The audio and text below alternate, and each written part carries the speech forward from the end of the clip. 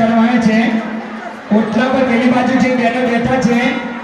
એમને વિનંતી કે જગ્યા કરો જ્યારે વીર મહારાજ અને ભૈરવ દાદા આવે ત્યારે જવા માટે રસ્તો કરવો જ પડશે આમની એટલે પહેલાથી ઊભા થઈ જાઓ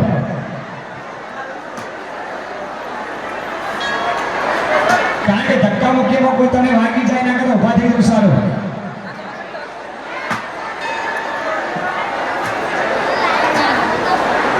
ये जो गणी हो राम भगवान श्री हो मात हो अम्बा घरे में रमू पड़से हे हमें आव्या तुम्हारे द्वार मोरी मात हो अम्बा घरे में रमू पड़से ये जो गणी हो राम भगवान श्री हो मात तो अम्बा घर में रमो પડશે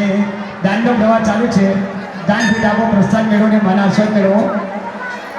દૂરથી કોઈ પણ ભક્તો આવ્યા હોય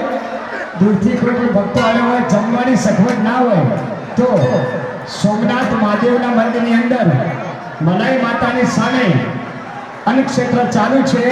ત્યાંથી ભોજન લઈ લેવું બીજું ગુજરાતી શાળાની બાજુમાં રામદેવ પીર મંદિરની અંદર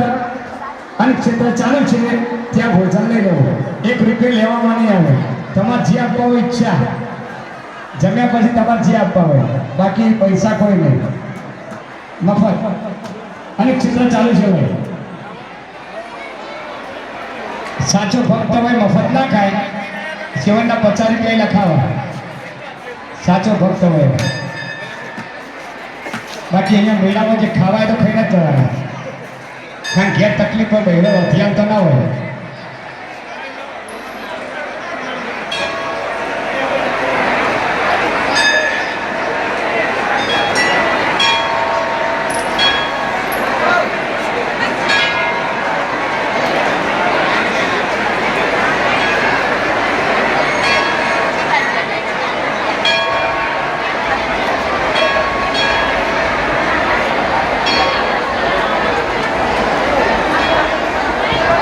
અહીંયા તમે જે પણ હુંડી સ્વીકારો એ તમારા પાકીટમાં તો તિજોરીમાં રાખજો કોઈ દિવસ પૈસાની ખૂટવા જાય ગેરંટી કેમ કે મારે કોઈનો અનુભવ લેવા નથી મારો પોતાનો અનુભવ છે આજે 18 વર્ષથી હું અહીંયા બેસું છું 18 વર્ષથી મને કોઈ તકલીફ પડી નહીં આ સુધી છોકરી મારા સાથમાં જ છે મારા એટલે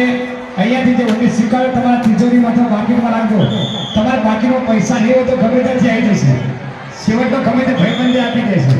એની ગેરંટી એટલે આ તો મારો અનુભવ બોલ્યો પછી તમારે કરવો તો કરી લેજો અનુભવ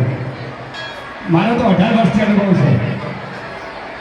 2002ની સાલમાં 2001માં હું પહેલા ગરબા મેં શરૂ કરી રહ્યા જોગણી માના ચોકમાં શરૂઆતમાં અને પછી મેં ગરબા છોડી દીધા અને આપણે અહીંયા બેસી ગયા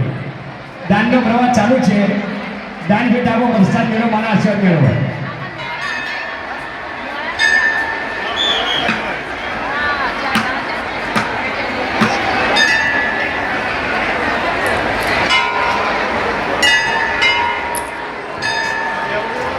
બહેનોને ફરીથી એકવાર જાહેરાત કરું છું